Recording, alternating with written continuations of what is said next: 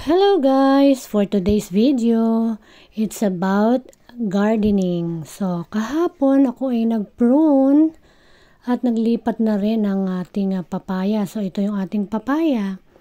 Ayan, medyo sa tingin ko successful naman ang ating pagkakalipat. Yan, hindi namatay yung mga bagong growth. Makikita mo naman yan kung patay malanta na yan. So, hindi siya nalanta. Ibig sabihin, successful ang ating paglilipat kahapon.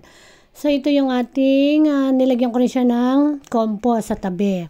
Para pag nag-leak yan, yun yung magiging pagkain ng ating papaya tree. So, yung lupang yan na pinagtaniman natin ay maraming organic materials. So, yan yung isa pa, yung nauna nating inilipat. So, buhay na buhay siya. Ang ganda ng kanyang mga dahon. Kanya lang medyo na-damage. Ninat-ngat ng mabait na daga. Ayan, munti ka nang maubos yung dahon. Ngayon ko lang nalaman na ang daga pala ay mahilig sa dahon ng papaya. So, buti hindi naman niya inubos lahat. Yan, may sarili ring feeder. So, ito naman, yung malunggay. Tinitignan ko, parang siya, hindi na siya nagdadahon pa. Pero tinignan ko yan, kulay green naman yung kanyang trunk. Ibig sabihin, buhay pa siya. Hindi ko alam, ano kayang problema nito? Parang nagtampo ba siya? Hindi na siya nagdahon So, ayan, yung kanyang feeder. So, lahat yan may mga feeder. Kasi mga heavy feeder ang mga papaya at malunggay. So, kailangan mo maglagay ng mga ganyan sa side nila para yun yung magiging fertilizer nila. So, ito sa tingin ko successful naman ang kanyang pagkakalipat. At nasa tamang pwesto na sila na lugar. Kasi nga doon sa pinanggalingan nila nakasagabal. So, ito naman, yung malunggay, mag-experiment ako. Kasi may napanood ako na vlog na, yan, galing yan dito sa malunggay na to. So, parang yung ganyang size, kinat ko lang. Yan. Diyan ko yata siya kinat. So, yan. Ay, dito pala. Kinat ko siya dyan. So, parang ganyan siya. At inilagay ko dun sa tubig.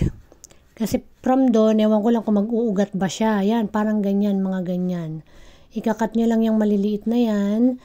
So, ibababad sa tubig. Titignan natin kung mag-uugat. Kapag nag-ugat, itatanim natin. So, ganyan. Pagka nag-successful yun, ibig sabihin, ganun lang pala kadali buhay ng malunggay through cuttings.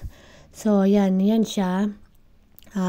Abangan natin kung mag-uugat para malaman natin. Kasi kung ganyan, mas madali na siyang buhayin pala pagka ganyan. Ayaw mag-focus dun sa pinaka dulo ng ng malunggay. Pasensya na. Ang kulit ng camera ko, hindi nakikisama. So, wala pa naman siyang pagbabago kasi kahapon pa lang yan binabad sa tubig. So, pinapakita ko lang yung kinat ko siya na ganyan. Titignan natin kung may mangyayari.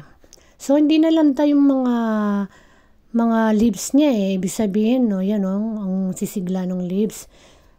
Diba, yan So, kung patay yan, di nalanta sana yan. So, there is a possibility na mabubuhay talaga sila through ganyan. So, update ko kayo kung ano mangyayari. Sinabay ko na rin to yung mga slips ng kamote, sweet potato slips. So, yan siya. Siya yung bagong usbong dyan sa pinaka makakapal na vine. So, yan siya. So, sa vine na yan, may biglang uusbong na paganyan. So, yan yung umusbong na yan yung tinatawag na slips. So, yung slips na yan yung pwede nating itanim. Pero, ibabad muna natin sa tubig hanggang sa dumami yung ugat. So, pwede mo na yan i-transfer sa isang timba kapag marami ng ugat. So, from that, makakaani ka ng mga kamote in containers. So, yan lang po. Update ko kayo sa ating magiging kalalabasan ng malunggay natin. So, yan, nakababad sila sa tubig. Titignan natin kung anong mangyayari. So, yun lang po. I hope you learned something sa ating munting vlog. Thanks for watching.